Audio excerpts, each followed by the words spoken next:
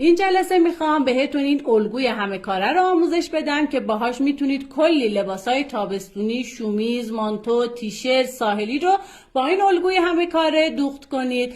برای این الگو 2 تا خط عمود بر هم میکشیم، از بالای خط 8 سانت داخل میشیم، 8 سانت هم میایم پایین، یقه جلو رو هلالش میکنیم، از گوشه گردن قد سرشانه رو میریم جلو، علامت میزنیم، 3 سانت میایم پایین و به گوشه گردن شیبش میکنیم.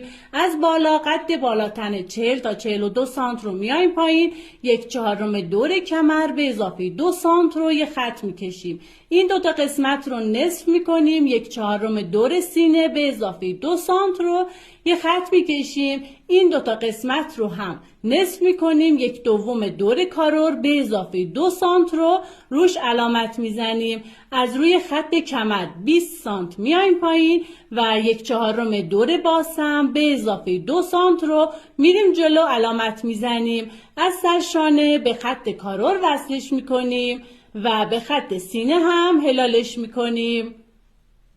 در آخر خط پهلوها رو به همدیگه وصل میکنیم. برای الگوی پشت هم از بالا 3 سانت میایم پایین و به گوشه گردن وصلش میکنیم.